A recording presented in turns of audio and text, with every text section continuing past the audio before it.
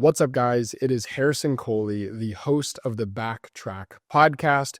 Today, I interviewed a good friend, former teammate, and just an honestly amazing human being by the name of Thor Aarsand.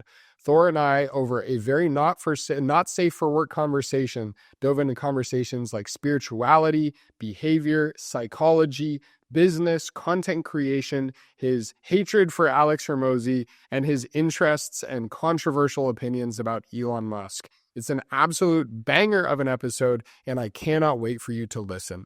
Please go ahead and like, subscribe, and go ahead and drop a comment down below of one of your favorite key takeaways from today's episode. We'll see you in the next one, and enjoy.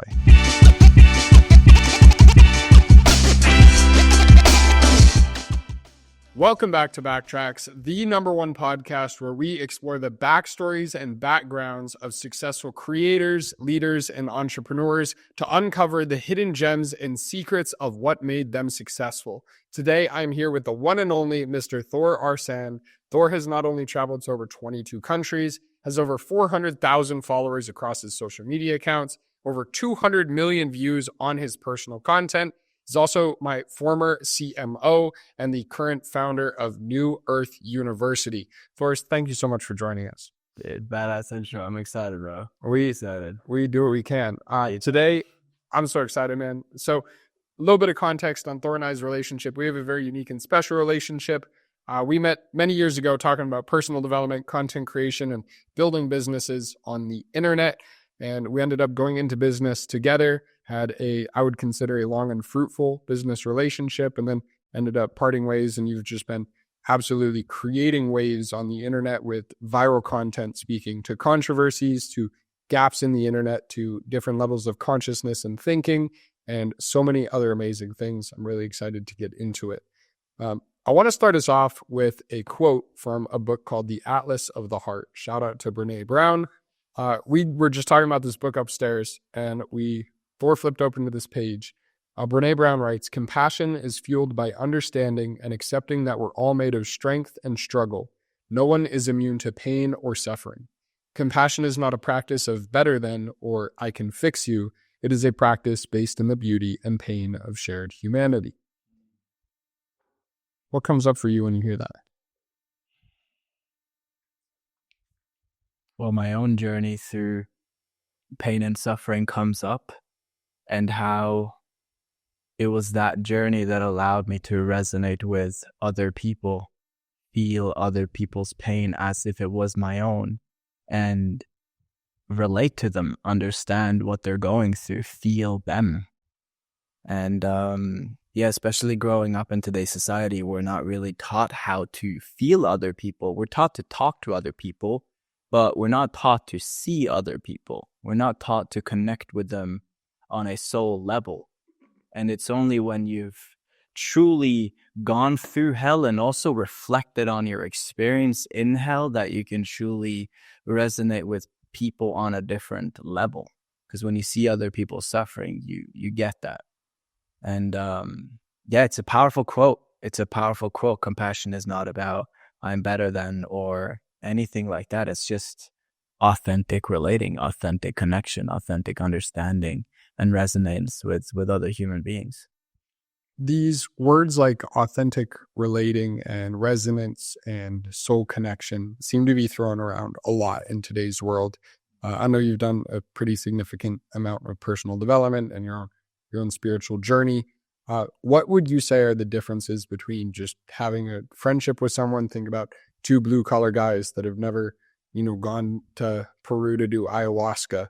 What would you say that the differences are between what we would consider a traditional friendship or relationship and a conscious, authentic, relating, soul level relationship? Authentic expression is at the core of it. Like really letting yourself be seen. Like if you have not stared into the eyes of your best bro for at least a minute, I would argue that's not your best bro. Because like you can't really know somebody at the depth unless you've done something as simple as that. It might seem so like eye contact, like not, but like when you truly look at somebody in the eye, you see all of them. You see the depths that you've been able to see yourself. And when you can connect with people, when you can see people at that level of depth, that's a true relationship in my mind. Because most people know people, but if you're really struggling and you need somebody to show up for you, how many people can you really count on to show up for you? Most people would only say they have like 1 or 2 people that they can. Most people have, like, a lot of men have nobody. I don't know what the stat is, but like, it seems to me that the average guy might have like 1 person that they really consider a true friend. I would argue I have 20, 30 of those people, because I'm very good and skilled at just going deep with somebody. I could, within knowing somebody for 2-3 hours, know if this is a lifelong relationship or not, because we can just go to those depths immediately. There's no playing around on the surface. You just instantly jump into the depths. But you can only do that to the extent that you've done that with yourself. And that's the difficult part with most people's relationship. They don't have a deep relationship with themselves, so they can't have a deep relationship with somebody else. So would you define a deep relationship as like, this is someone I could call on to bury a body with me, or to talk about the things that I really don't want to talk about? I want to make sure I'm understanding you correctly, that the depth of a relationship with someone is your ability to count on that person, or to allow that person to meet you in maybe your not so great moment. That's a good question. I am not sure. I would say that it's a person that you can count on to do X, Y, and Z. I don't know. I think for me, what's most present is just like the conversations, like the kinds of things that I feel comfortable sharing with them. That said, though, I feel comfortable sharing most of my shit with anyone. Like, I talk about this on Instagram as if I'm talking to like a best friend that I've spoken to for 20 years about this type of stuff. Like, I share that on Instagram. So for me, I don't know. It's interesting, and I have this curiosity. My sister works in the farming industry, in the ranching industry with cattle, and she has relationships in her life, and these are people that never talk about what goes on behind closed doors or their hardships and struggles. And these are really tough people, right? They're working in negative 20-degree condition, in slaughterhouses and ranching and raising animals. It's really, really harsh environment. And yet they'll still be able to call on each other when they ask to, like, hey, my dog just died, or my girlfriend just broke up with me.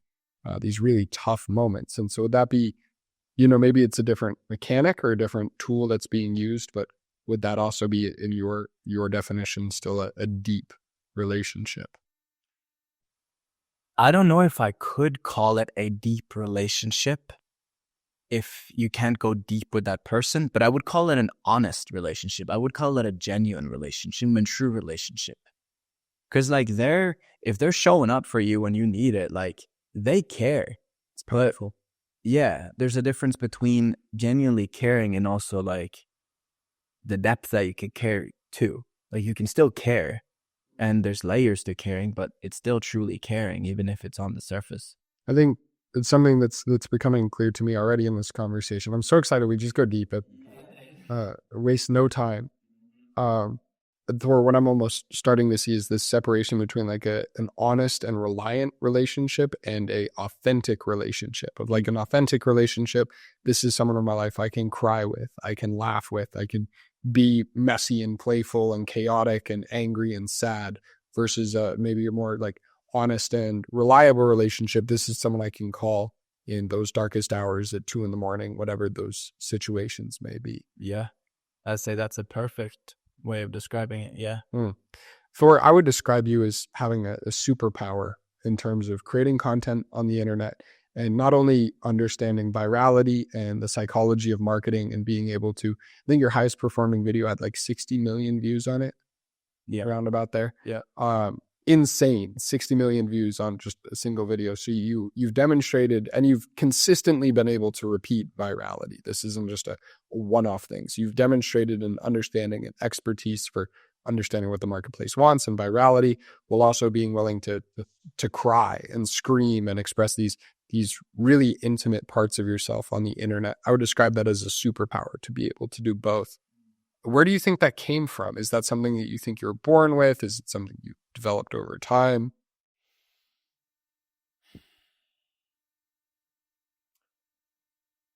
where it came from, it definitely didn't come from childhood. I've always been super repressed and not showing my emotions. And I think most men have not shown their emotions throughout their childhood.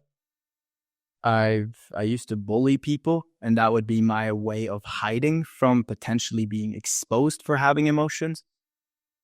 And so it's only been through deep suffering and deep business fuck ups and a lot of pain and ego that's through business that I learned the power of one, pain.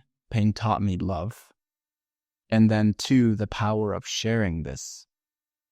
And yes, it's vulnerable to share these things, and you feel shame oftentimes or guilt for expressing yourselves vulnerably. And when I think about my ability to do that now, it feels very effortless because I see past it. Like, my perspective on this now is, if I fucked up or I'm feeling something, that energy is in the field. So people are perceiving that energy regardless of me talking about it or not. So it's still there. And those who are really tapped in, they feel it. And my audience is a lot of people, like, in my audience are really tapped in: psychics, intuitive, seers, shaman, healer, medicine man, whatever. Those are the kind of people that I've attracted. And so people perceive me regardless of what I talk about or not. So that's been one thing that's invited me to just be more honest. But beyond that, it's already there. So I might as well just talk about it and own it instead of kind of sweeping it under the rug. Because a lot of people do that. It's like, oh, you do something or you try to launch something and then it doesn't go the way you plan. And so you just like kind of like, just forget about it and just like, and move on. And like, you can do that. But I think the higher way of doing it is actually talking about it, because we're all going through this shit anyways. It's not like nobody's suffering. No, people are fucking going through it, especially now. Why are nobody talking about it? Why are we pretending as if we're not suffering? Like, that's bullshit. And so I believe that to truly create a new and better world, we have to, number one, build off a foundation of truth. So what is our truth? What is my truth in this moment? Well, this, and that. All right, cool. Let me talk about it, because I know for a fact that there's people out there that are going to resonate with that. And that's really how you build a new earth community, is off the foundation of absolute radical truth. And so I am really I'm talking about this, but I'm also, more than talking about it, I'm embodying it. I'm walking this always. And people who know me on a personal level, they know that, like, they can tell me anything and I tell them everything. And I've done a lot of fucked up shit. I've done a lot of weird shit that there's certain things that I don't think I'll ever say on social media, because there's no point in it. And it's just, like, it's not, there's no point. But I've told my friends these things, and they're just baffled by my honesty and authenticity. So when I can be that shameless with them, it's very easy for everybody to be very open and vulnerable and honest with me. And so, yeah, where it comes from is, I'm kind of ranting on. One thing that I will add to this, though, even as I was reading this book now about many lives, many masters, whilst you were working, I'm reading this book, and it's about past lifetimes and regression and messages from in between life and death and all this stuff. And I know we reincarnate. I know that as fact. And reading this book, hold on a second, reading this book, it's like connecting me with that field. And so perceiving humanity in just something as simple and like basic or primitive as a podcast episode and talking about your feelings, like, from that lens, this is very primitive and it's very like whatever. And so that level of detachment too makes it a lot easier to talk about these things and be vulnerable, because this is not my only life. Like, I'm just here for a little time in this human body. I might as well live it to the max ability and be honest about how I'm living. And the more honest I am, the more magic happens in my life too. So that's another motivating factor, to be completely honest. I would agree that honesty is one of the greatest superpowers that we can have. Also, something that stood out, as you mentioned, you've been through a lot of painful experiences, and I think that pain catalyzes responsibility. Right? It's either we shove it under the rug and we give birth to shame and guilt, or we put it under a light and we create responsibility. And that's we either win or we learn, right? And so it's when you actually put yourself under a microscope and you go, where am I falling short? You do self-analysis without sugarcoating it or without beating yourself over the head and weaponizing it. That's where we create the power of the self and the ability to transform, the ability to shift and change and become a new version of ourselves. I would love to push back on you of something I've noticed in the New Age community, the spiritual community, is this usage of the word truth.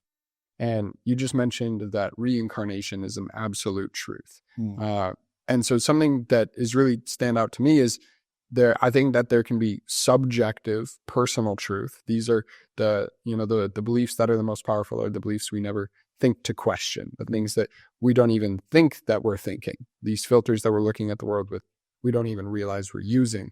And these throughout history have been, racism, the poverty mindset. It's the belief that we can't advance technologically or whatever. We've seen it throughout society where someone breaks a societal belief and everybody freaks out and tries to attack them for it. So I do think that there's different degrees of truth, right? We have subjective personal truth. And I do think that if we're going to use this word truth, there has to be some objective, measurable, universal truths, right? Or what we would define as like a law, a principle that is the same for everybody. Nobody gets around it, right? Like gravity. Gravity is a truth. You don't escape it. You can't just, maybe you can meditate your way out of it. Maybe gravity is a theory. It's not a law. Yeah. So I'm just curious, this word truth, I notice in the spiritual community, oftentimes it is used as a tool of like, oh, this is my truth right now. Or, oh, I'm feeling this way and this feeling is truth. And I noticed that, of course, people are going to resonate with that because, of course, people resonate with anything on an emotional spectrum. But is this emotional, subjective, and momentary truth based on how we're feeling and whatever we're experiencing the same thing as a universal and objective truth? That's a great question. I think they're connected. But yeah, I believe there is a universal truth. And there's also the truth of our human experience, which is unique to every single person. Yeah, what is truth?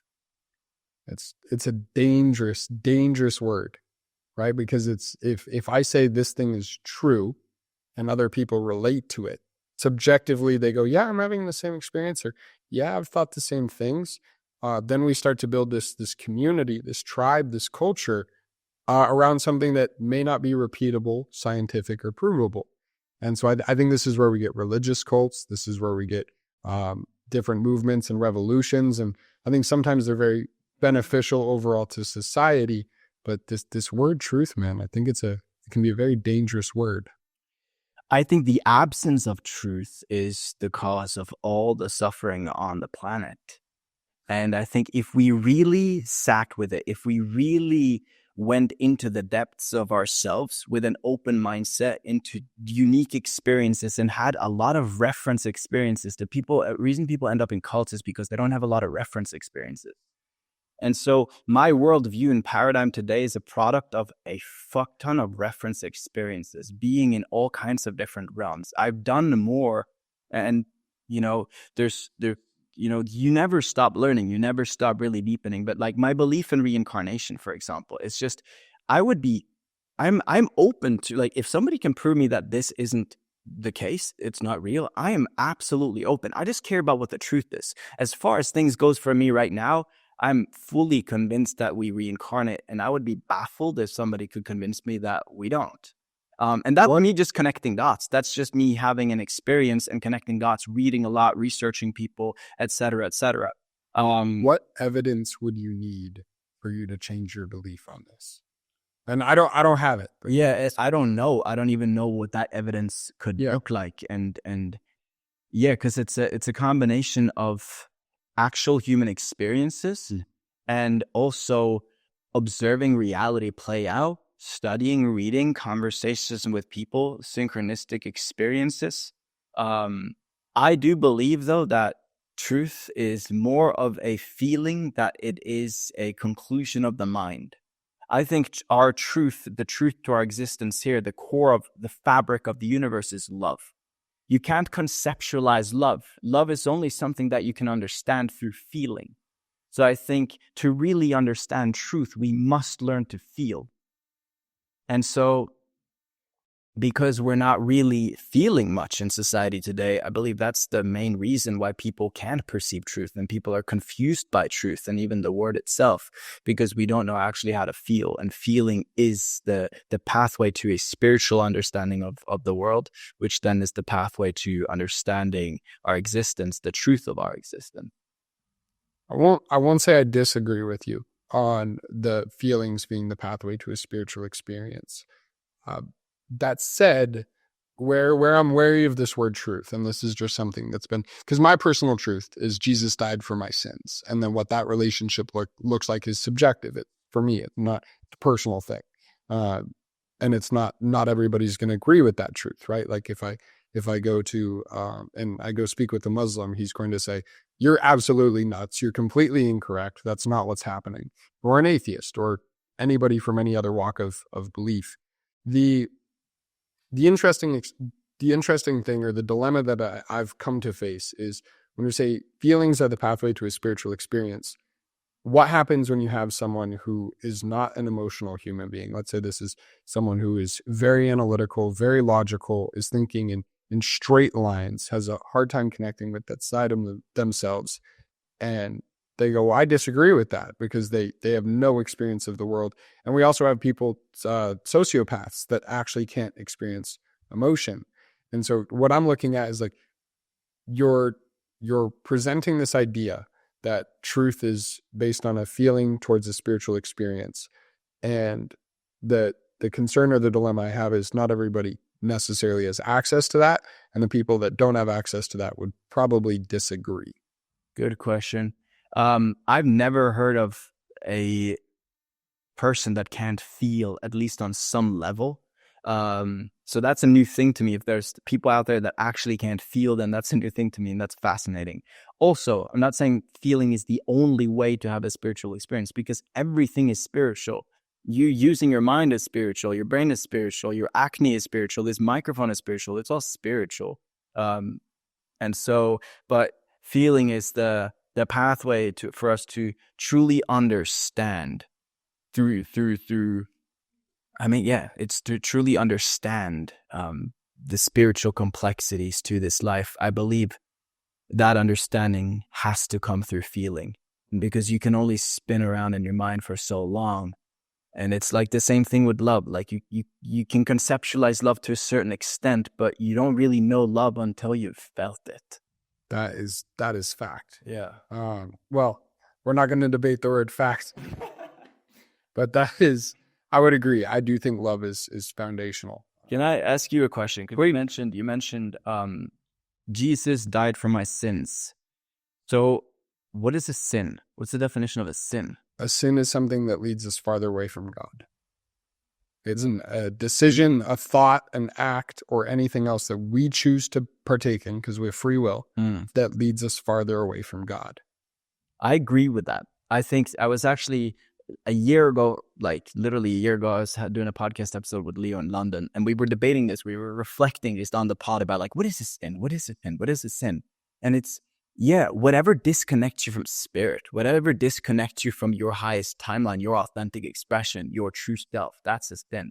It could be as simple as not speaking your truth, or not, eating a certain thing, or whatever it is, but doing something that is out of alignment for your highest best. So we're on the same page there. Then my second question is, what does it mean that a person, Jesus, died for your sin?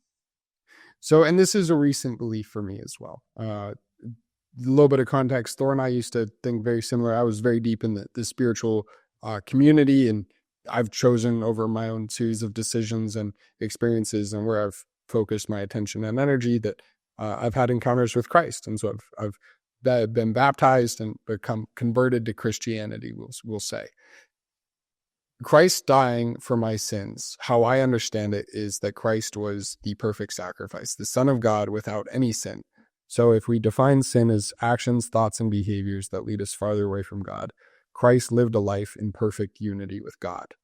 And so Jesus said, I believe the words are, I came from the Father who sent me, or something along these lines. And so my understanding of Christian theology is God and Jesus are the same, because Jesus was in perfect unity with God all the time. He was sinless, right? And so in this case, he does not deserve punishment. He does not, like, he hasn't wronged anybody. He hasn't done anything that we would define as sin or negative. So my understanding of this is Jesus knew he was going to die. Jesus knew he was going to be punished and sacrificed and put up on the cross. And he chose to do all of these things to demonstrate what perfect love, flawless love looks for humanity, even in a situation where he had every single logical right, every single emotional right to not express that and not feel that way. So the last thing Jesus said on the cross before he died was, "Forgive them, Father, for they know not what they do." And that just breaks my heart. And so how I look at this is someone who has been punished wrongly for heinous crimes. Like, the crucifixion at that point was the most heinous torture you could go through. But I feel like you're going on a tangent. Yes, true. But what does it mean that he died for your sin? What does that change? What does that do in your life right now? So Jesus during the Last Supper, and I don't want to go super deep into religion. I would love to. It's fascinating though. It is.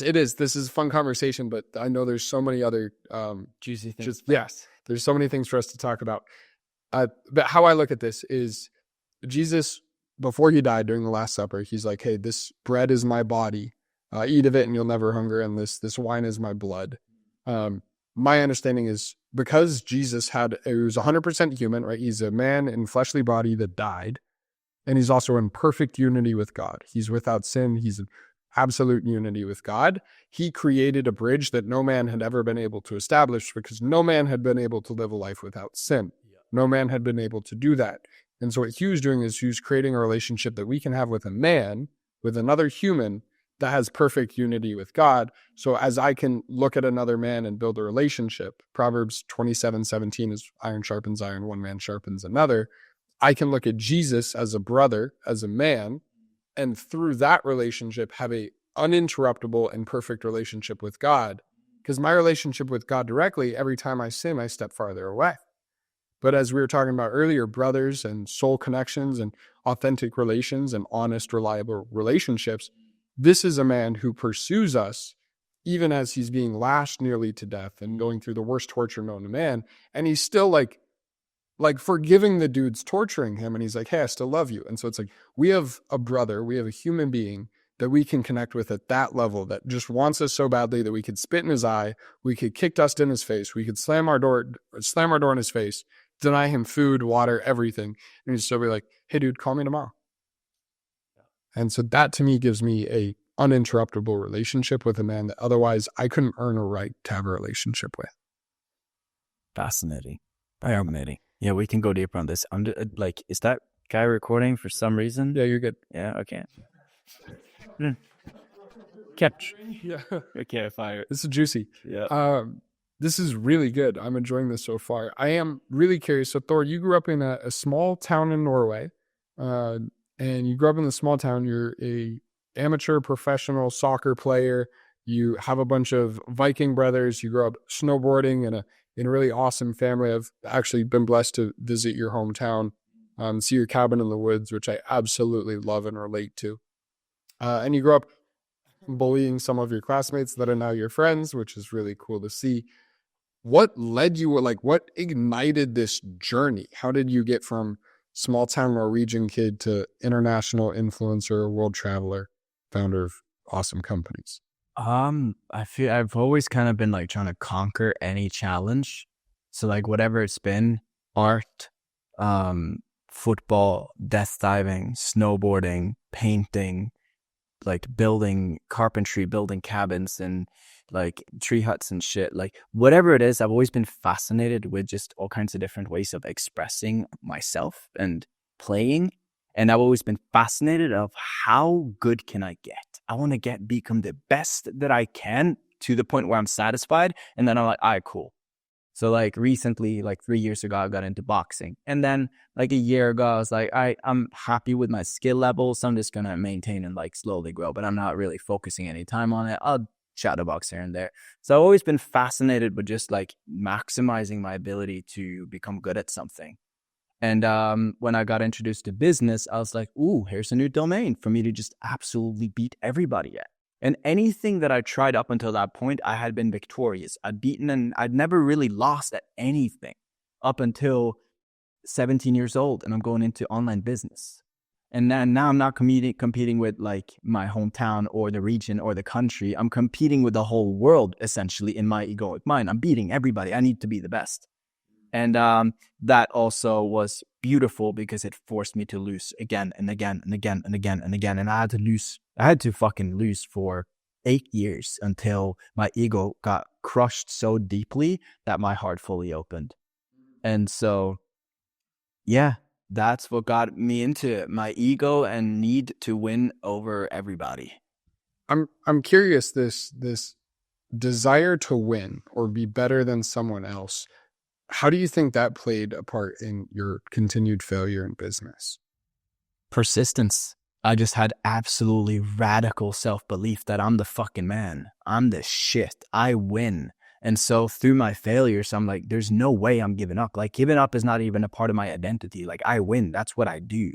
So it forced me to consistently show up again and again and again through all the pain and all the suffering and all the bullshit. It also definitely slowed down the process of my ego deaths and made the journey longer than it needed to do. But it also definitely kept me persistent and disciplined throughout the bullshit. Like, I worked 1,500 hours, 1,500 hours on my computer, writing articles and shit about snowboards and this and this and that before I made my first $20 online. That's a lot of time, bro. I want to do the math on that. $20 over 1,500 hours. These are like half a cent an hour. You think you're getting paid minimum wage? Right. I swear. I was persistent. I was dedicated. I was going to make it happen no matter what. Yeah. Thor, something I really do appreciate, not only your persistence and your pursuit of bettering yourself and the world around you, but something that I've seen over and over that I really want to acknowledge you for is your willingness to take on daunting projects like side flips on roller skates, even though you haven't roller skated in 10 years, and death diving off of mountains into lakes and snow like this. You've always been able to face difficult environments. I remember when we were in business together, there was a moment where we had like 40K in payroll for the team. Like our team needed 40K and we had like 9 or 10 days to do it. And I remember you're just like, all right, I'm going to go pump content for this one account. And you go from CMO to just content creator on this one account. And you pumped out, I think it was like 80 pieces of content in the span of like a week, which at that time our content creators are like, oh, I'm getting like 3 done a day. Yeah. I should have like 25 a day. So I just want to really acknowledge your willingness to tackle big projects. I think it's really, really incredible to see. And I like the trenches, bro. Like, there's something about the trenches that just fascinate me. Like, I jump between the clouds, between cloud walking and the trenches, between visionary and just active doer, soldier on the front lines. And it's a good place to be. It's a good place to be. And it also provides context to the visionary, to the revolutionary architect that I'm also playing. And so it allows me to resonate with even the person at stage 1 and person at stage 16 because I'm, yeah, you're balancing the two. Yeah. I am curious, this ego or this identity, this attachment to outdoing everybody, to being better. Do you think that was a detriment, or do you think it costed you anything on your entrepreneurial journey? Like, what were the consequences? What were the consequences of the need to win over everybody? I don't know if they had crazy entrepreneurship consequences. I think on some level being blinded and not taking a hint of like, yo, Thor, you should pivot now. This isn't working. And I'm like, no, I gotta win. I gotta like crush this person. So like not being able to be more strategic with how I'm putting my time and effort, like being more strategic with where I'm putting my time, effort, and energy. It's definitely the downsides are 90% personal though. Just like fucking hating myself, not being satisfied with life at all. And it's fascinating to me, like comparing how happy and like joyful I am, like dude, I feel absolutely unfazed. Like nothing can fuck with my level of happiness. Like you could drop I mean, okay, if you nuke my hometown, I'm gonna be very sad. But like, I don't know, like I've gone through so much, like I'm just jolly all the time. And so comparing that to like how cool, not depressed, but just like anxious and stressed and like tense I was my whole life, just always walking around needing to win. And the only times that I felt like some level of satisfaction was when I crushed it in this one competition. But like leading up to this competition, I'd be like antsy for like 3 weeks on end. Like we have an important football match. I was fucking stressing about that 2 weeks before. If we had a skiing competition, I was stressing every day for a month before that skiing competition because I had to win and I couldn't entertain the reality of me not winning. And so that totally fucked with my nervous system on so many levels. And yeah. And I also just remember that's how I got validation from my dad and my mom. It's like when they saw me do something epic, that's when I remember feeling actual fulfillment. And so it just became like ingrained into my programming. I just have to fucking crush it. I just have to do amazing shit. That's how I get love. That's my path to love, doing amazing shit and beating everybody.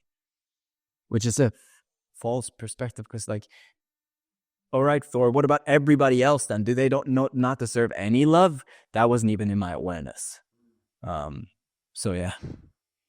That's devastating to hear, man. It's interesting how, and I'm sure your parents want the best for you. Like they seem like very nice. And I've told them this and they were dumbstruck, bro. They were baffled. They were like, no way, what? And I'm like, yeah. Yeah, that's it's so interesting.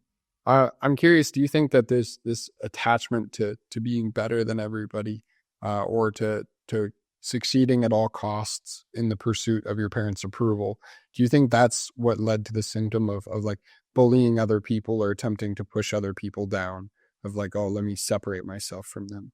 Yeah, for sure. There's many connections there. Yeah, like me stepping into bullying was also because I was getting bullied a little bit here and there, and it's just like, fuck this shit. I don't want to be bullied. Oh, what's the strategy? Who become the bully? Nice, win, dominate. Like I've always been dominating whatever. So like, all right, it just made natural sense to become the bully. Yeah. How do you think that these operating systems, right? Because it's just software, Yeah. right? So you're just what we were raised to do. It's not right or wrong. It's just what you're trained.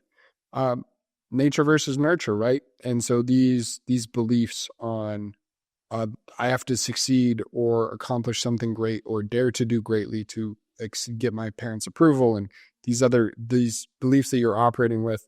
What was that experience like going through 1,500 hours of work for your first $20 on the internet? And like, that must have been grueling while you're, over here, I figured out how to do a backflip in a week. And I see. It was grueling because like my whole life I've mastered shit so fast. Even my mom told me stories about like me learning how to ski like flawlessly at 4 years old, and like I would go up and down this hill for like 4 hours straight, and then after that I mastered it. Or even drawing, like the kindergarten teachers was just like telling my mom like, who is this kid? He's drawing perfectly. He's drawing better than us at 4 years old. Like this makes no sense. So I've always just had a knack for like things. I just gotten shit fast. I just learned fast. But in business, it's just like, why the fuck am I not getting this thing? It's the first thing that I really struggled with. And the satisfaction, though, of like mastering something was really what got me through those 1,500 hours of making no money and seeing my best friend make money before I was making money. I was fuming, bro. Like our relationship was so bad for like a year, our first year in business, because he was making more money than me. But you had started before he was, and you were working harder than. No, he got me into it initially. I got into it because if you're going to make money, I'm going to make more money than you. Fuck you. I'm beating you in this thing too. Yeah, I'm the shit. I'm the king. I win at everything. That was my mindset. And then he made more money than me. He was making money. I wasn't.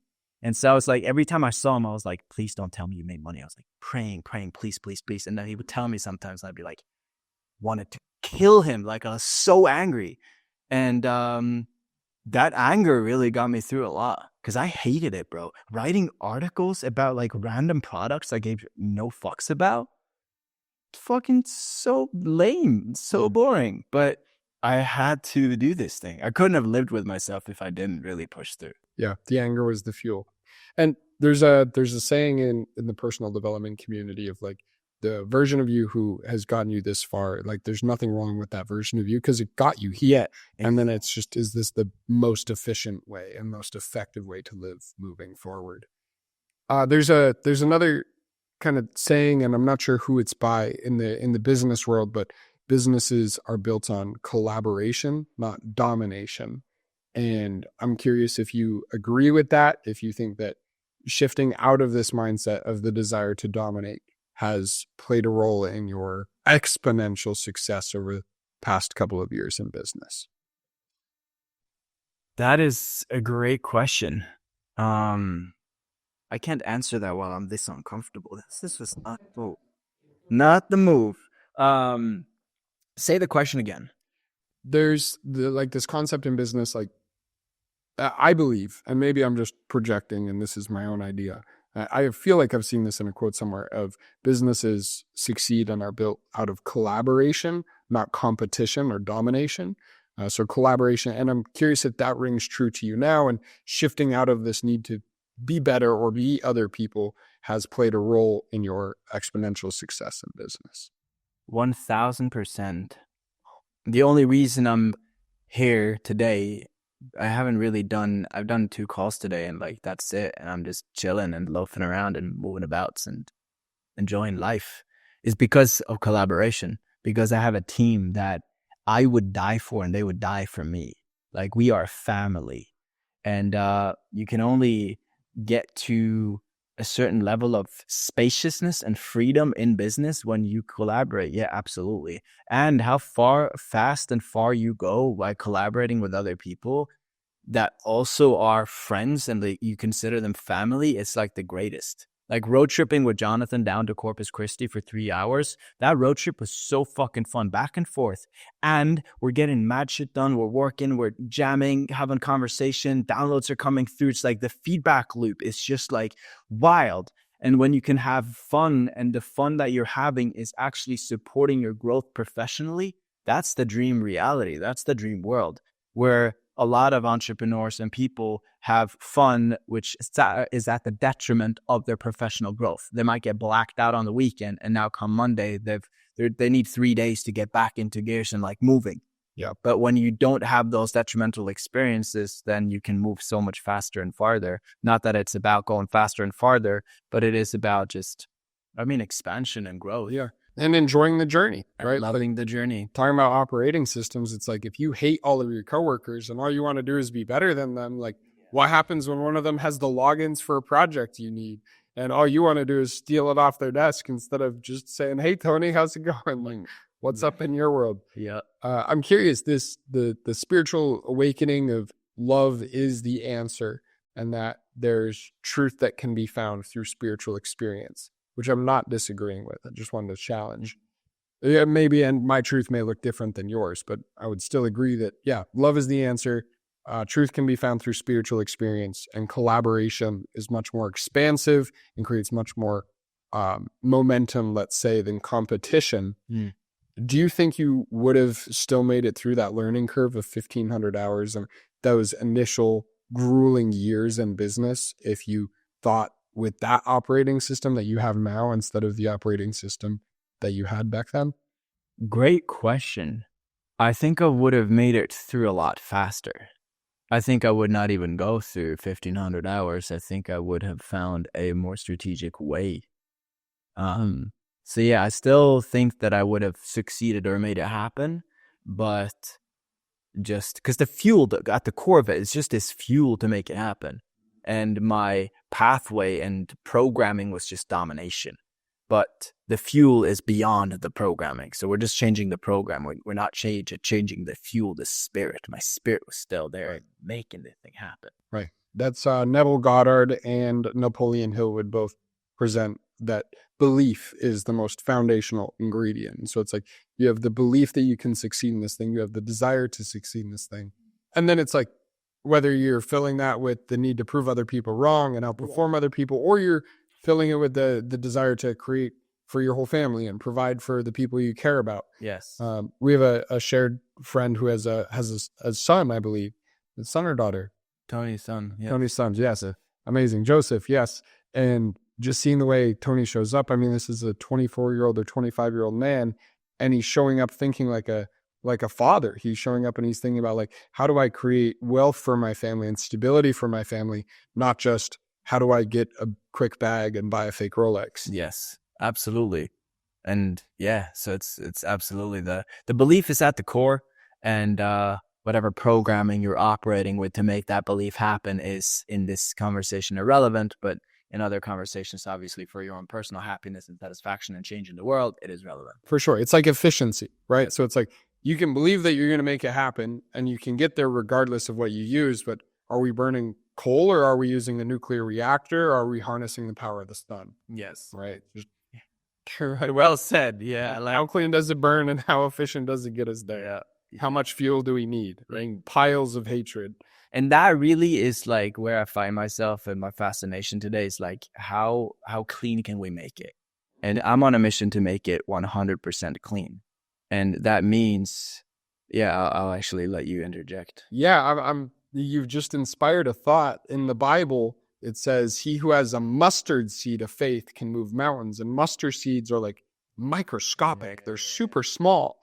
And so now I'm just thinking about like, oh, I need a mountain of hate and anger and like self, like shame and all these emotions to fuel me to get out of bed and want to perform against someone, speaking from experience, versus like, if I just trust in God just a little wee bit, I just need a little tiny bit of faith. And it's like, I go so much farther faster. It's cleaner fuel. Yep. I feel more satisfied, happier, because then I don't have to figure it out, right? There's a guy, Dan Sullivan, the founder of Strategic Coach. And he always says, who, not how. He's like, figure out who you need to talk to, not how you figure it out. Like, you got a problem, who do you need to call? Yeah. Yes, Busters. Absolutely. Absolutely. And so what is the cleanest fuel? Is God. I would agree. In terms of inspiration, interestingly enough, also in terms of physical fuel. Like the more tapped in spiritually you are, the more in tune with God you are, the less you need to eat. It's like man will not live by bread and bread alone. Exactly. I mean, you have people that don't even eat. You have people that literally don't eat. No, that stuff is crazy to me. These sunitarians or breathitarians, there's these people on the internet that claim that they live off of breath and sunlight. I'm calling cap, bro. There might be a lot of cappers out there for sure. Yeah, we need some clinical trials. And this is true. And I know for a fact in my life, I'm going to go for over a year without eating anything. Dude, with the amount of public opinion and eyes that are on you, I'm really like how Wim Hof has documented everything he's done. He's like, oh, you don't believe I can control my body in an ice bath? Bring in scientists, bring in news reporters, let's do it. Yeah. I would love for someone with the public scope and the audience and the platform that you have to go into that community and demonstrate something like that. It's really interesting too, because you're like on this weird, it's always been a gray area between like spiritual development and community building and capitalism. And I'm in all the realms. Like, what the fuck is my niche? I have no idea. It's everything. I talk about everything.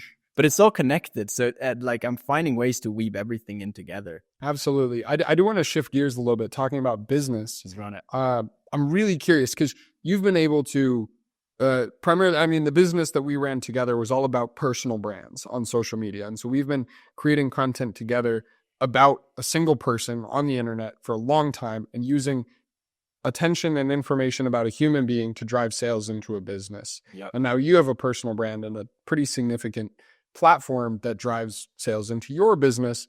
I'm curious to kind of get your opinion on the relationship buyers and consumers and clients are having with companies versus individuals and what this world's going to look like in the future. Yeah. I mean, people trust people. People want to buy from people, especially today. The biggest pain point in society is a lack of human connection. So then pair that to business. All right, how can you leverage that? Well, have a face. Every business should have a face. And even seeing this on social media accounts, like which accounts pop off faster, grow faster, get more viral or organic exposure, it's personal brands, it's personal pages that have a face of a profile photo and that actually had the personal bio where they're not just links and this and not just trying to showcase their products, but actually expressing their human experience. That's what we're craving. And when we can relate to that, we trust that person, we're naturally going to trust that company. And so it's directly tied, and it's more relevant than ever because, like I said, and you can observe it in society, we are craving human connection. I would not disagree. We're the most technologically connected and the most, I guess, emotionally or spiritually disconnected as we've ever been, right? And like cases of self-reported isolation, loneliness, suicide, depression are dramatically rising through the roof. It's such an interesting world, right? When we look at these things, and even on theme pages, right? Or even on faceless news, it's the news or these faceless organizations and companies are still harnessing human emotion, right? Emotion drives the primary amount of marketing. Things that go viral play on human emotions, whether there's a face behind it or not. It's interesting on what I'm thinking about is, okay, now we have AI, and now we have AI video generation and photo generation where I can make a video of Elon Musk saying something that he never said. And now I'm playing to human emotion and to human recognition, humanity, without it actually being there. And I know you've been chewing on the question a long time of creating connection and actual human relationships in this new emerging world where we have fake humans and we have chatbots and we have sales robots and all of these automations and AIs. And it's really curious to me of how are we going to be able to distinguish this and how are we going to be able to hopefully shift this in a more positive direction? What's coming through from me is how do we distinguish between an AI and an actual human being? I think only an awakened person can do that. I think only a person that truly sees beyond the physical, beyond the material, that's in tune with their spiritual self are able to see the difference, because the difference is energetic. It can look the same, they can say the same words, but it's beyond words, it's beyond the physical illusion of the eyes. And so I think with that as well, with the rise of AI, that's also why the whole awakening is so relevant as well, because that is the antidote. And that doesn't mean that AI is bad, but we have to learn how to bring it into our world in a cohesive way where it supports humanity's awakening, because it has its place at the core of it. I see it automating a lot of just the tasks that we don't need to do, because really the reason humans are so primitive still and disconnected from their spiritual self is because they're in survival mode. We got to run around and we got to every man for himself and we got to feed ourselves. With AI, we have the opportunity to remove that factor, remove the fight for survival aspect to our lives. And through that, really focus on our spiritual evolution, really focus on our own growth, our own expansion beyond just the survival mechanism. And so that's the beauty in AI. But we need to pair that with the awakening, and we need to consciously interwove it with society and with how we're expanding. And you and I have talked a lot about World War III being waged in the mind and not in the body. Something that's interesting to me is you're sharing all of this is, I think that the desire to be a more conscious human being, a more spiritual human being, having like the spiritual discernment, right? The ability to discern whether something is real or fake, whether something is truthful or untruthful, in integrity or out of integrity, spiritual discernment, this desire for it, at least in my experience, has not been something that we pursue with a lot of urgency, right? Out of pursuit of survival. And I'm looking at it of very much so, all of the experts in AI are terrified of AI. And so now I'm looking at this of maybe this is actually the new pursuit of survival, right? We're talking about, well, I can DoorDash my food and I can get everything I want delivered to me immediately, whether it's my social life, my dating life, whatever it is. I can download an app for that. Is there an app for that? There's an app for that. If I want to talk to somebody, I can talk to somebody. But my ability to actually survive and connect with human beings and relate to other human beings, this is now a spiritual quest, and it's a matter of survival. Because if I feel disconnected, isolated, if I'm just like drowned with instant dopamine from these AIs and these marketing companies and all these different apps, I'll just kill myself because there's no point of living. His life is meaningless and chaotic and evil and dark and scary. So what's the point of living? And so maybe this is a new frontier of survival. It's just the evolution of what human survival looks like. Absolutely. Absolutely. This is the evolution, and this is why it's happening at mass too. Because people are realizing that the rat race never fucking ends. The grind never ends. Entrepreneurs are realizing this. Why do billionaires kill themselves at staggering rates? Because they're still on the hamster wheel, but they've got billions. And they're so fucking confused as to why their problems aren't fixed when they have all the money in the world that there's like, well, fuck this then. I'm out. And they shoot themselves or jump off a fucking building. And so the world is waking up to this fact that true fulfillment will never be found in the external. You have to venture down the spiritual path to find any form of fulfillment. Fulfillment is found in the service towards others, right? It's a just fascinating conversation. I'm happy we've gone here. It's interesting. This is a business podcast and a personal development podcast, and here we are talking about Jesus and AI, which is what you said about AI though is like, it is a fascinating conversation. And I'm curious on, you said there's a lot of experts that are terrified of AI. Why are they terrified of AI? I'm not an expert in AI, so I want to add an upfront disclaimer that I am in no means a subject matter expert. I do not have subject matter expertise here.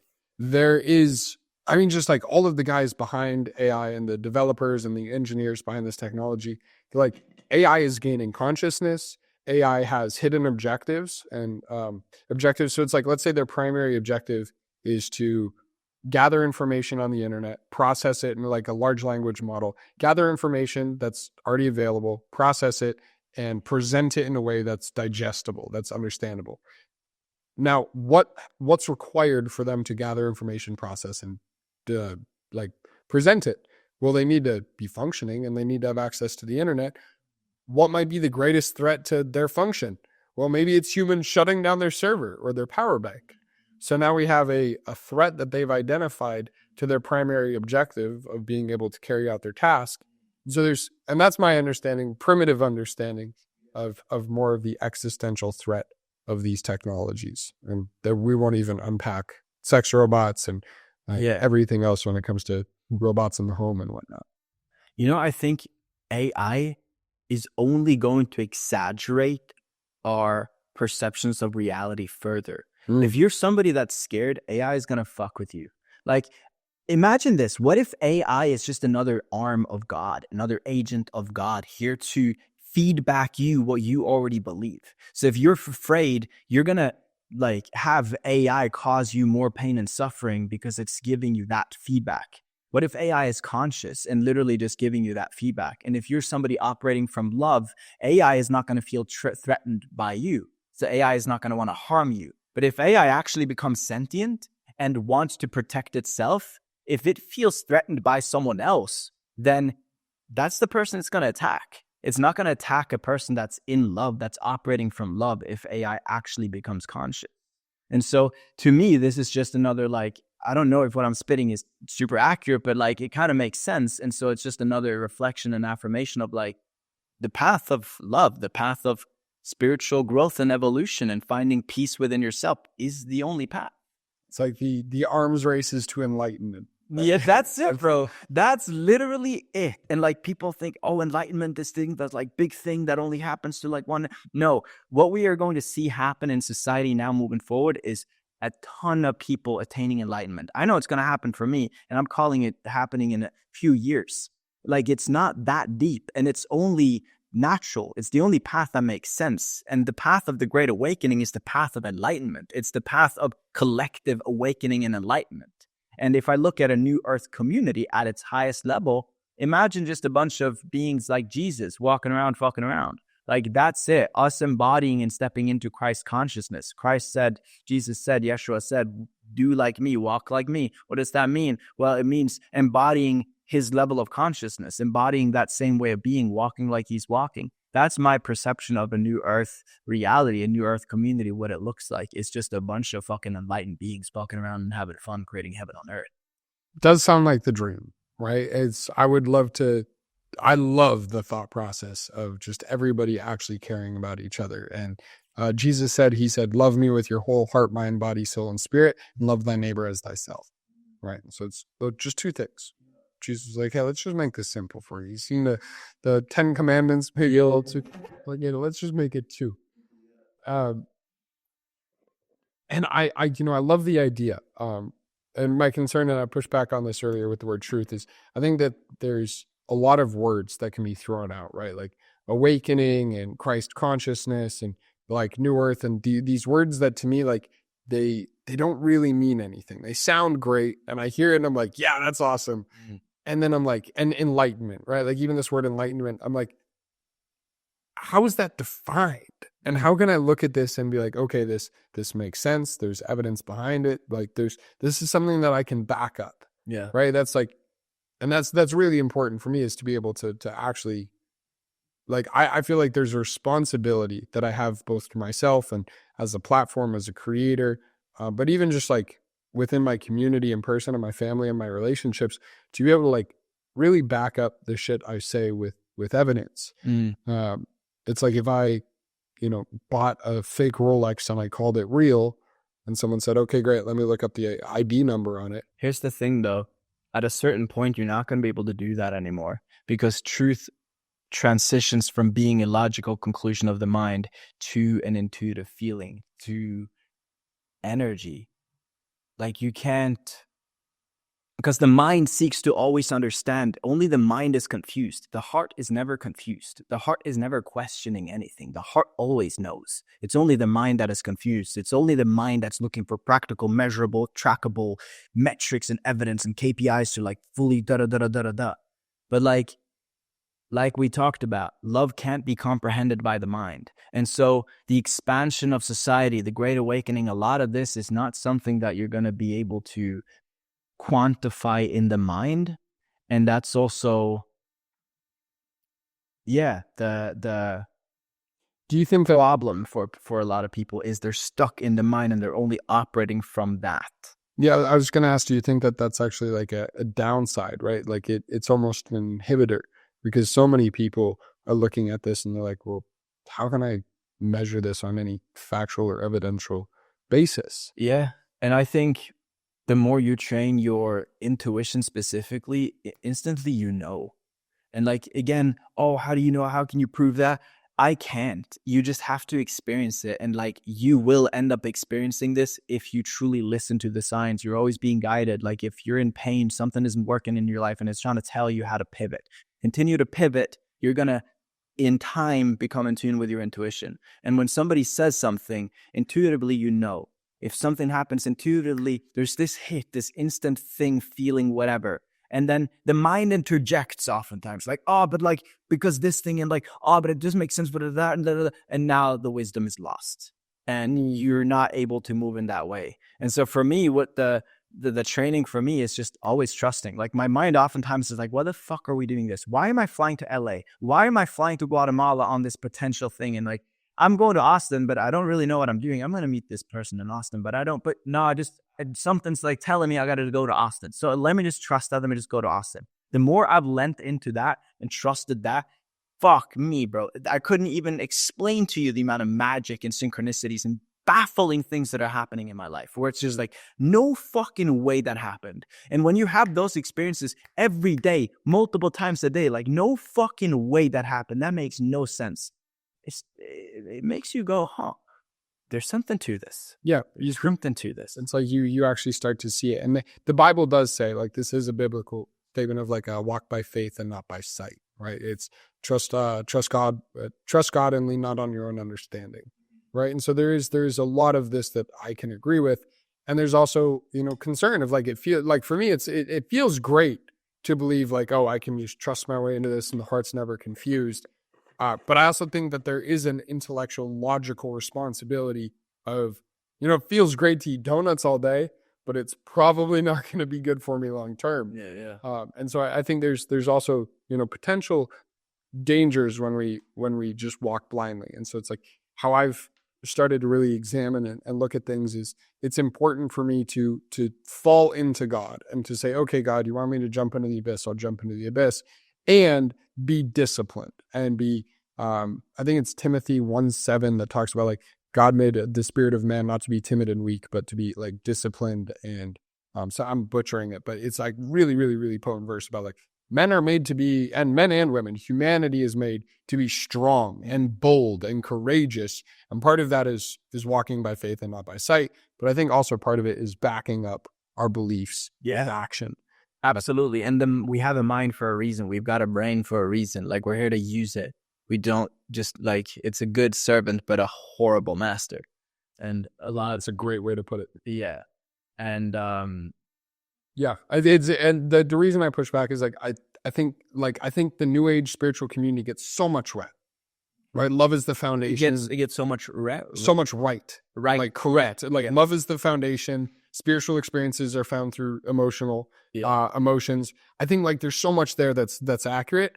But then like I get to witness people that are like, oh, I'm just manifesting my way into this. It's like, oh, I'm manifesting a 6-pack. Well, when was the last time you did sit-ups? Yeah.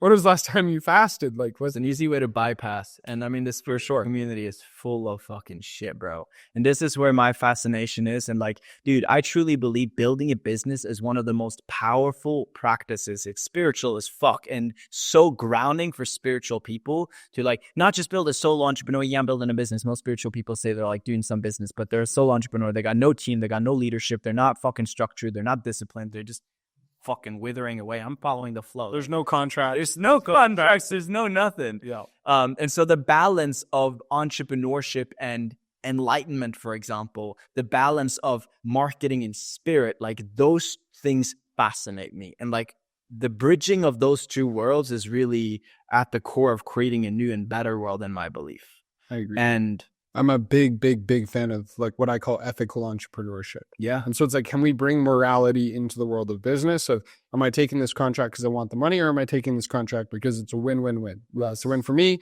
the client, and the client's client. yeah. And it's aligned with your truth, your soul's blueprint. And that's where God enters the business. That's where God enters the vision of the company, where you're able to truly grow.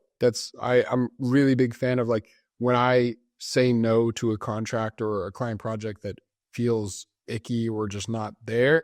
What I believe I'm doing, and this is just a subjective belief, is I'm actually saying yes to a project God wants to bring me. That is not just like this logical thing that I've created. Yeah. But my follow through is still absolutely, I believe, like the most important thing I can control. Yeah. Right. So it's like God's gonna do his thing, let him cook. Yeah. And then I'm gonna focus on my own stuff as well. Absolutely. I'm curious what you would define as the difference between being a creator, content creator, like posting, creating content, all these, like the creative artistry of this, and building a business, right? Because they're almost two different things. We're talking about the personal brand. People want to build relationships with humans. Humanity is the core thing that we get to really focus on if we want to create a new world, an enlightened world, a loving world. So the humanity, the creator, artistry energy, and then the business energy. How do you kind of define the two? Yeah, good question. I mean, the artist is the creative expression. It's like the magician, but the entrepreneur is also of the magician archetype because it's creating something, alchemy, just taking something from a thought into a physical form. That's creating magic. And I guess the entrepreneur in today's society, the way a lot of people walk it, not necessarily the highest definition of it, but the way people walk it is through a lot of push. It's very overly masculine. It's no feeling, but just it's all logical mind. So it's just the logical mind operating on how we can maximize and improve and grow constantly. And it's like kind of Alex Ramosi, powerful businessman. This is mainly how he works and operates. There's very little emotion in the way that he moves. It's just all mind. He's even stated that he has no interest in being happy. Yeah, and that's fucked up, and that's a lie, but he's saying it because he wants to justify the reality that he's living in. I could talk about Alex Ramosi for days because you could tell this guy is just suffering, man. And he's on this hamster wheel and he's creating all this content that his life advice is a bunch of bullshit because he's just projecting his own shadows, his own wounds, his own traumas. And instead of actually working on them, he projects them onto social media and like, hey, this is how it is. And people go, oh, yeah, Alex. And then he goes, oh, nice. People are affirming me. And he's bypassing. He's using social media and Instagram to bypass his own bullshit. And most people do that. Most people use Instagram to bypass it. The higher way is using Instagram to expose your shadow And that's where you combine that with spiritual evolution and growth, which is what I talk all about. But anyway, it's interesting. There's like this Venn diagram of Alex Hormozi, logical, analytical business owner that also happens to create content. Thor Aarsand, this spiritual, creative, deeply emotional, feeling human being that also happens to create content. So there's this overlay of content creation. Yeah. And on one extreme, we have this man that says your happiness is irrelevant, work harder. Men in their 20s should work 6 days a week, 12 hours a day. And I think there's validity to this argument. I think a lot of Alex Hormozi's stuff, I'm like, yes, dude, I love it. Like I take note. Because it's also affirming your shadows in some way. For sure. Well, and there's logical evidence to back it up. And so I look at it and I'm like, hey, like success leaves clues. And then on the other side of it, like I watch you dance around a grocery store and like do cartwheels in public and do backflips on roller skates. And I'm like, okay, I think I could want some of what he's having as well. Yeah. Maybe. Yeah, man. I mean, and everybody gets to find their own balance. Yeah. And like really for me, I just want people to question the shit. Because there's, as far as I'm aware, very few templates of people that are really fucking happy and really fucking successful. And so it's like, do you think you can have both? Absolutely. It's our destiny, our birthright to have both. Kids have both. And then they got programmed. But kids aren't successful. What does success mean, though? Like, they don't have X amount of money, no. But, like, it's just some piece of paper. Like, how can you define success by some piece of paper? Like, I could rip out all these pages and I got more paper than you. So, like, obviously, it's just some man-made construct. You can't define success in that way. So, like, all right, how do we define success then? Well, I'd say fulfillment and happiness, and fucking kids are crushing it there. Like, that makes most sense to me. And at the end of the day, why are you in business in the first place? Why are you making money in the first place? Because of satisfaction. Alex Hormozi saying he doesn't want to be happy is a lie, because everything he's doing is chasing a feeling of satisfaction, of happiness, if you want to, use those words synonymously. Yeah. So it's curious. You're like, I think of Elon Musk, right? Like Elon Musk does not strike me as a happy fellow. No, he's not happy at all. Overall. But I would argue that his life satisfaction is through the roof. And I would argue that he feels 100% on purpose. He wakes up every day with a mission and he's creating dramatic positive impact on the world around him, even if he's working 100-hour weeks and he's not the happiest, most authentic and fullest expression of himself. Yeah, I can, like, you can totally feel a lot of purpose, because it's kind of like the what's it called? The self-sacrifice paradox, the martyr paradox.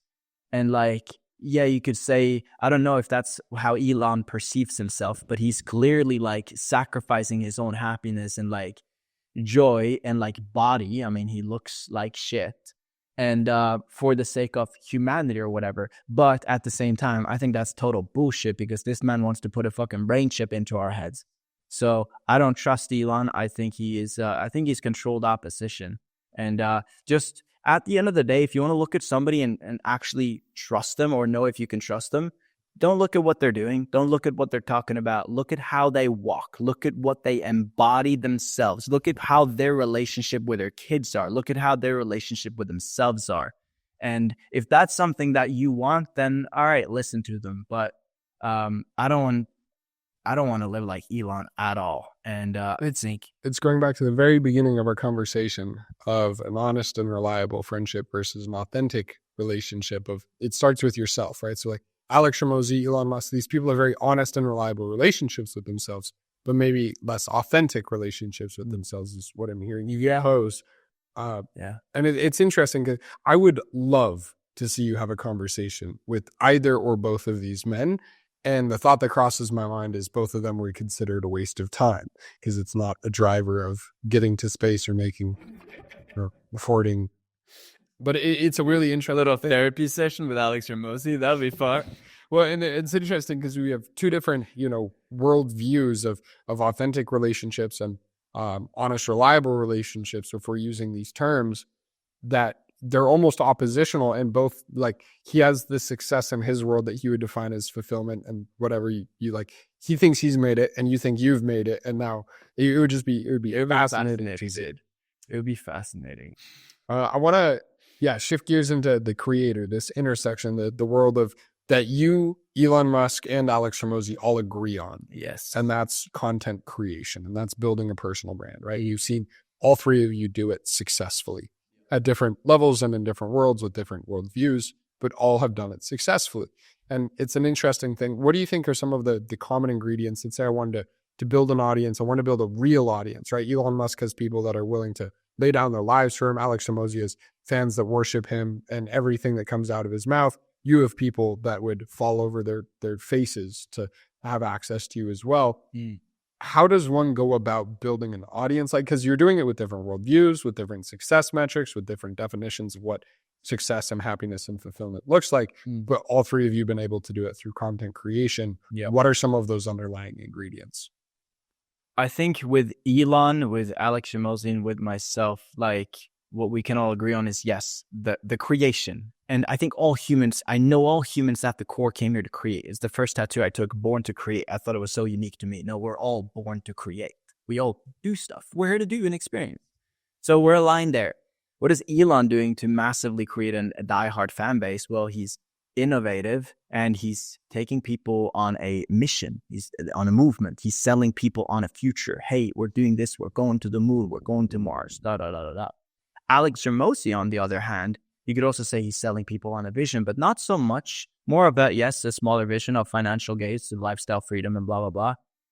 And he's also just providing radical value, a lot of practical value that the mind loves. He made business, the bar of entry to business, very, very low. He kind of broke the standard in the marketing and business space. So people love him for that. With me, people love me for my honesty and authentic expression, my vulnerability, my just embodiment of truth. Everything that I talk about, I also walk.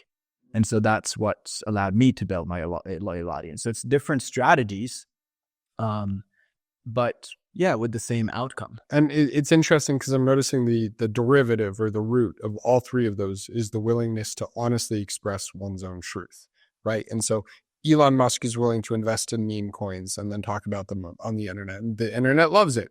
And Alex Hormozi loves breaking down the analytics of an ad campaign or a marketing campaign or a sales strategy and the scripts. And people love it because it's what he likes to do. And you like talking about like how different spiritual things happen or how you can create different realities, how you can paradigm shift. And it's something that you do, and then your audience loves it.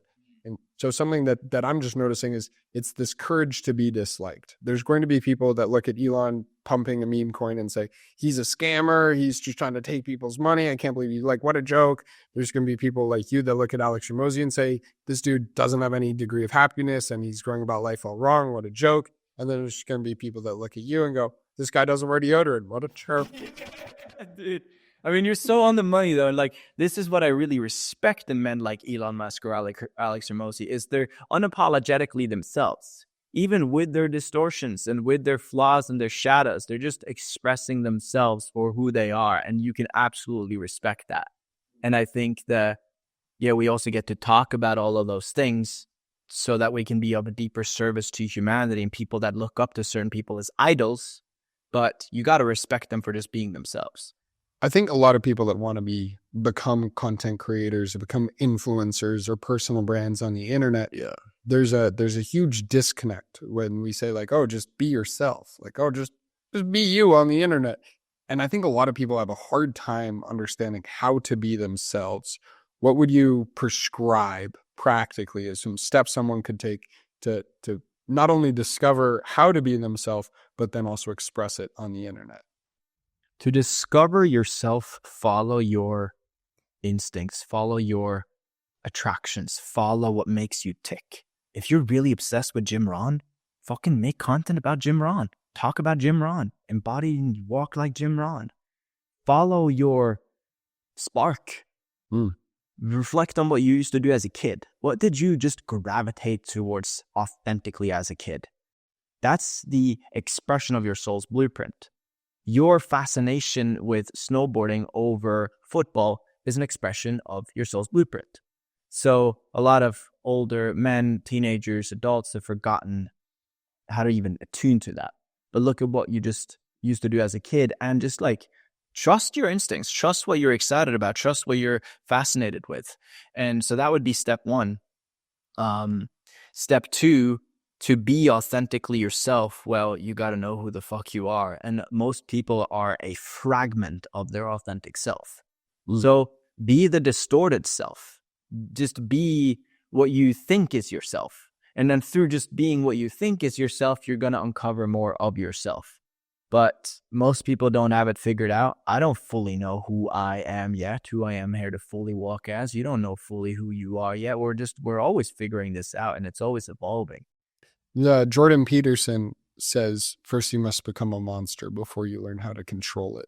And I really do agree with this. If there's an element, whether it comes to Elon, when it comes to Alex, when it comes to success in any endeavor, in any environment, where there was a stage of just violent, messy execution, where there was just action taken over and over and over and over and over again. It was 1,500 hours of creating without any result, where you're just like, let me just put this out there. Let me just pursue what I think is interesting. Let me just pursue what I think success looks like. And I think that is a requirement. It's like the term that Alex Hormozi uses is the pit of despair, right? So you have like uninformed optimism, where you don't realize how much it's going to take. And then you start putting in the effort, the reps, you start taking action, and you realize, wait a second, a 6-pack isn't going to take me 6 minutes. It's going to take me 6 months.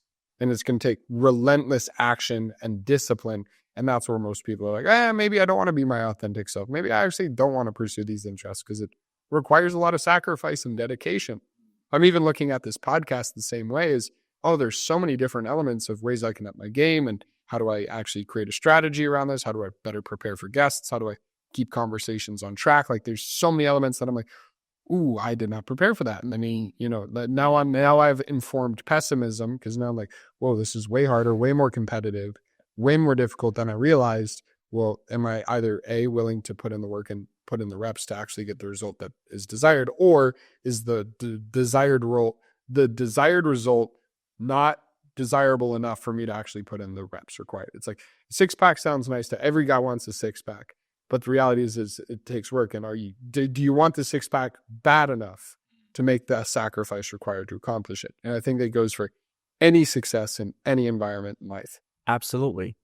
Absolutely. And it's the killer archetype, or as Carl Jung spoke about, the warrior archetype. Just absolute brutal relentlessness and willingness to go into the fire and stand in the fire and burn and burn and burn, because you've got something that you're trying to do. You've got something that you're trying to accomplish.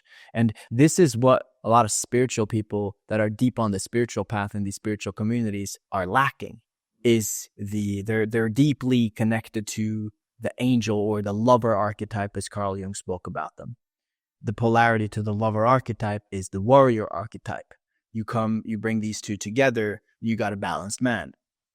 And so we need the killer. We need the warrior, especially in the Matrix, to be able to make anything happen. If you're in Austin, Texas, or you're in Miami, or in LA, or any of these environments, and you're not embodied to some degree in your warrior, you're not got some belly power that you're walking with, people will walk all over you. People will take advantage of you, especially in business.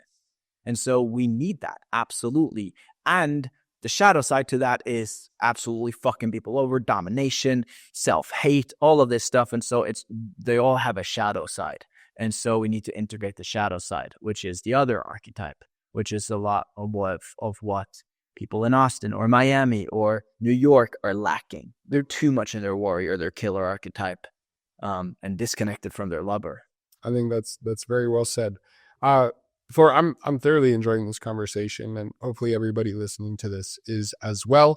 If you guys would like more of this type of conversation, please let me know and share your feedback on, hey, double down on this. Let's double click on this conversation topic. What topics stood out the most? What topics were most exciting and fun to listen to? Absolutely. Thor, out of respect for your time, my time, and the audience's time, I do want to start to bring us, would tie the bookends. One of my primary intentions in this conversation was I really do want to share, you've really captured lightning in a bottle when it comes to being able to create content and go viral and build an audience.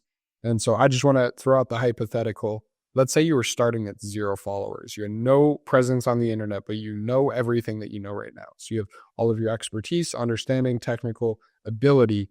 How would you go about building 100,000 follower base and also making sure there's right? Because you could just buy a bunch of followers in Thailand. Yet that wouldn't do anything for you. So how would you go about going from 0 to 100,000 followers on social media in a way where you're actually building an audience that's engaged with you, that has a culture similar to you, that's willing to invest and buy products or services that you're offering? Great question. Really good question. If I'm starting from 0 followers and trying to hit 100,000 followers as fast as possible without burning myself out, without sacrificing my own integrity, whilst remaining authentic in my expression, how would I do that? First, just anchor in the foundation of the brand, what I want to talk about. I wouldn't overthink it because I could talk about a million different things, but I'd find like 5, 7 brand pillars, whatever, and then I'd free flow between those in terms of content ideas. I'd look up the biggest pages in the space, naturally, research your competition, you know the drill. And then I'd double down on one content template. Just master one content template and go again and again and again and again. And once I have a viral hit, because if you do that, if you maximize one of the viral templates, you're going to have something in time hit. And then you gather the data from that specific piece of content and you double down on similar stuff. And at the end of the day, it's just a numbers game. But I would simply focus on one template, and I would also leverage repost content. One of the most powerful ways to blow up a page from scratch is not to post your own content, but share other people's content that has gone viral. Obviously, give them credit and make sure what you're sharing is true, that it's supporting the awakening that's actually beneficial to society. We don't need more degenerate shit on social media. Agreed. Need more brain rot. Yeah, we don't need more brain rot. And then from there, as you're, sharing other people's content, start weaving in your own perspectives on that, maybe react to it, share and get a feel for. I would just, fucking continue to talk about, if I'm growing my own page, like we said, I would really double down on what I'm navigating as a human. Like if I was to grow an account from 0 to 100,000 followers from scratch, knowing what I know now, I couldn't use other people's content. I had to make only my own videos. I would literally just talk about my own human experience in the most authentic, vulnerable way every single day. The rawest form videos, short to the point, with clarity on the value, the conclusion. I'm not just reflecting or talking about what I'm struggling with, but I've got conclusions. I got bits and pieces of wisdom that ties into my human experience and the documentation of that. And I'll just double down and just do that in one specific template, one font, one brand color, one style of video, and just do that again and again and again and again and again. As you share this, I'm reminded of that quote, fear not the man who's practiced 1,000 punches one time, but the man who's practiced one punch 1,000 times. From my understanding, it sounds like the foundation is figure out what do you want to talk about. So now you have a focus. And at least even if it's not one specific thing, it's a broad world that you can continue, like a topic. It's a point of interest. It's a shared interest among people that's validated, that you know based on competitors and other people in the space. Like people actually want to hear about this thing that we're talking about. Once you have that established, when you say the word content template, can you define what that means? Because I see so many accounts, whether it's business accounts or people trying to start a brand, where they're posting the same format video, the same type of video, essentially the same video over and over. And it's like 30 views, 15 views, 15 views. And it's like, clearly it's not working, right? So how do we identify a winning content template, and what is a content template? A content template is just a specific style of posting a video. It could be like the Twitter text box, for example. It looks like it's a tweet, or it could be a video done in a certain format where the intro might be this long. You might be looking at the camera, you might be waving, maybe you're outside. There's so many nuances to it. The same font, the same hook style, the same color of text that you're using. That's essentially a template, just a framework. Would you agree when you say content template, this could also be content format? So like newsletter, podcast, talking head, Instagram reels, Twitter reels, yes, like carousel posts, tweets, whatever it is. Like pick a platform, pick a style, stick with it until you figure out. It's like format, template, style. It's kind of like the same words used anonymously here. I love it. I was talking to Casey, one of my roommates, and he has a really, really, really high quality Twitter following versus I've been building on Instagram and you're building on Instagram. So I've been playing with Instagram or with Twitter in the background. And I'm noticing it's a completely different way of creating content than the way that I understand content. And there's principles, right? Like hooks and conclusions. And like there's a lot of things that are the same, but there's a lot of things that are completely different based on the platform and the type of content we're creating. True. Every platform has their own unique swagger, their own unique style. Absolutely. So something that we focus on in my business and consulting company is this concept of when we're looking at traffic and audiences and building an audience, we either have to build it, borrow it, or buy it. And so I think you've touched on all three of you master a content format or a template. So you figure out one format of content that you want to create consistently that you can master. So that's building your own awareness. You're building your own traffic. You're figuring out how to say what you want to say in a way that people actually want to read it or listen to it or digest it. Yeah. Versus borrowing an audience would be like reposting someone's content, going on someone else's podcast, newsletter, YouTube channel, getting shout outed, et cetera, et cetera. Or you can buy audience, right? That's running paid advertisement, that's paying to speak on a stage, that's paying to speak on a podcast, et cetera, et cetera. So given different resources, we either build, borrow, or buy an audience and a following. I will say to your point, it's like if you want to actually accomplish mastery, it's like pick the format, drill it, master it, and now you actually have something that's your own that you didn't pay for, that you didn't borrow from someone else. Now you've actually built your own culture, your own cult-like following, and then it's like you have a really firm foundation of expertise, understanding of your audience, of your content, of your message, of your voice, that now when you go out and you do ads or you go onto someone else's platform, you actually have a degree of mastery. Yep. On the money, bro. Build it, borrow it, buy it. That's good. BBB, baby. BBB. I want to tie the conversation with one more spiritual question. I'm a big believer in like personal behavior change and the power of influence, the power of psychology. And we've been talking a lot about spirituality, different personal beliefs, and how you may not share the same personal beliefs and spiritual beliefs as other people, but you've still been able to use these beliefs that you have for your own benefit and good. I'm curious, how would you look at, regardless of you think like Alex Hormozi, Elon Musk, myself, you, like all these different types of archetypes, like all these different archetypes of thinkers, how might you take a new belief or a new point of evidence and use it to help change the way you're acting? So let's say you come across a new piece of evidence or a new science or discovery that you're like, wait a second, that might be beneficial if I implemented that to be a better human being. How would you go about that to change your own behavior? Number one, journaling on it, reflecting on that thing, asking the question, how can this thing support me? Where am I not doing this? What's the benefit of this thing? What's the effort it's going to take to do this thing?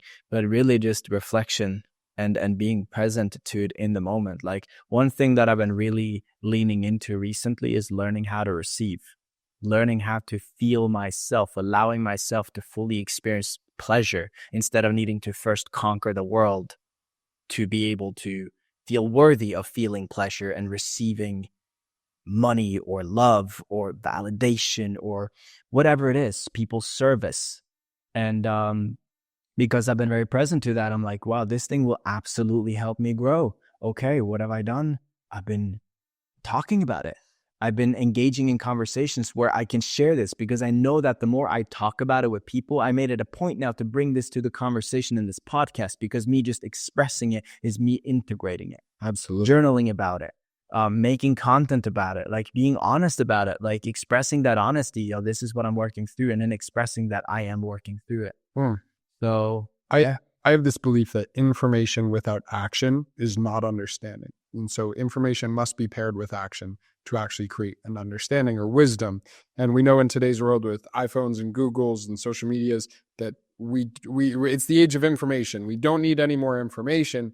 But what I'm realizing is action comes in the form of thinking about something, understanding your personal relationship with something. So like actually having clarity on how has your relationship been with this in the past? Where has this benefited you? Where has this come as a consequence to you? Action also looks like speaking about it publicly. It looks like writing it down. It looks like setting goals related to the thing that you're actually, like you have this piece of information. Now let me take action towards this thing, setting goals, reflecting, understanding it, editing, or like really like engaging with this piece of material and being present with this piece of material Because otherwise it's like, it just becomes this, a lot of people like the New Year's resolution thing, right? Where it's like, oh, I'm going to do this thing for New Year's. And they think about it for 2 days and then they stop thinking about it. They don't write it down. They don't have it on their mirror when they look at it. They haven't set a goal publicly with all of their friends. Like, it's not something that they've imbued into every single part of their life, where now it's like, it's unavoidable, right? Like, this was for me when I was a pothead that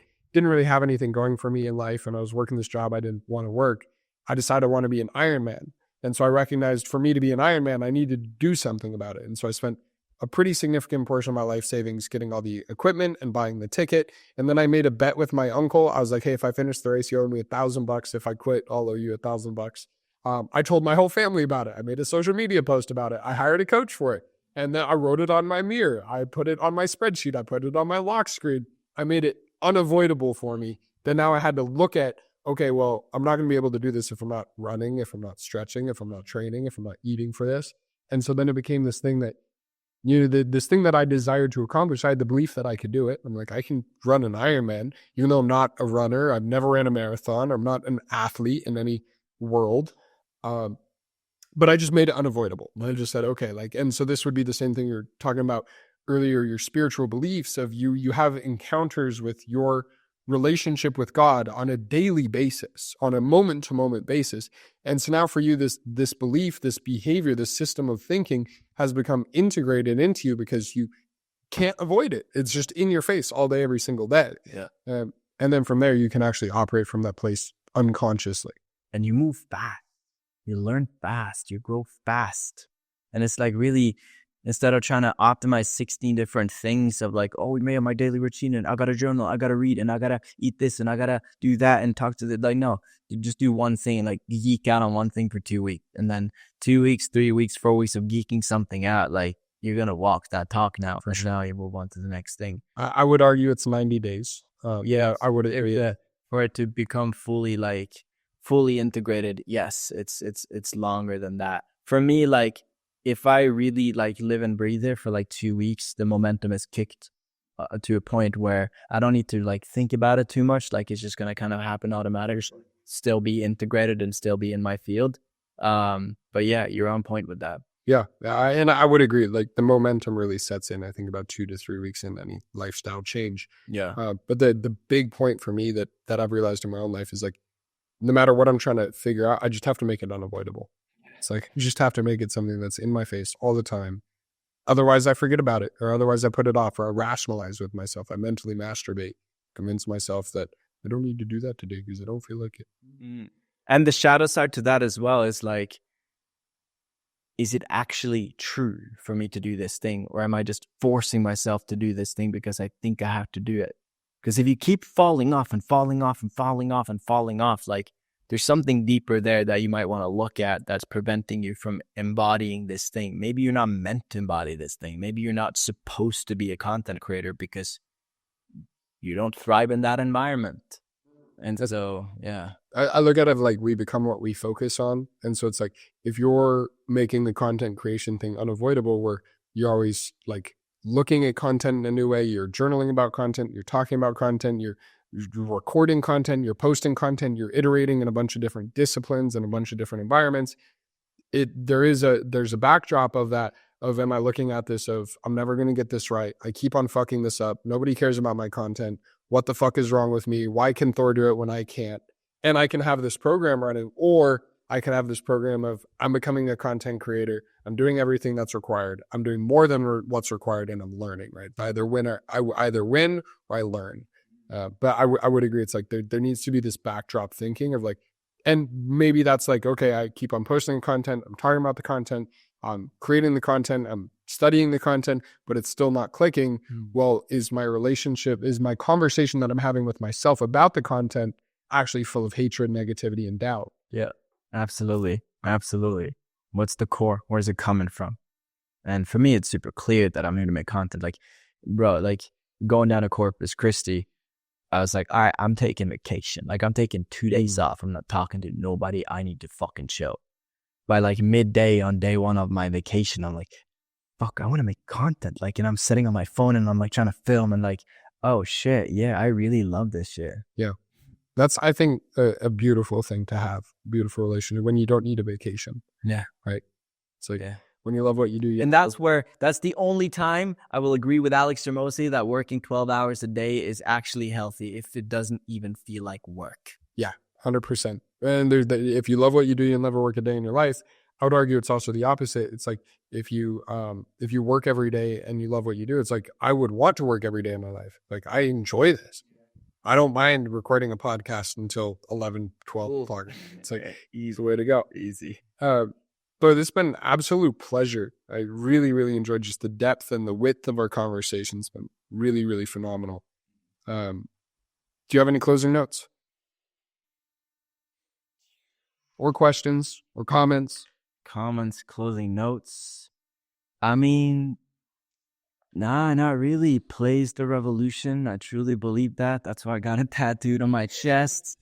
Show the camera tattoo, man. That's so good. Yeah. Yeah, I mean, fuck around, play, enjoy. Like, the secret to life is figuring out how you can play in every realm of your human experience, from team meetings to road trips to family dinners to whatever the fuck it is. We came here to play, and we create magic when we play. So that's true mastery, not just building $1 million business, but building $1 million business or creating freedom for yourself where you're also in absolute 100% alignment with that. And your inner child is active 24/7. That might be my favorite thing you said this whole podcast. Thank you so much for sharing. I appreciate your time, your focus, your presence, and just your willingness to share honestly and authentically. Use that word.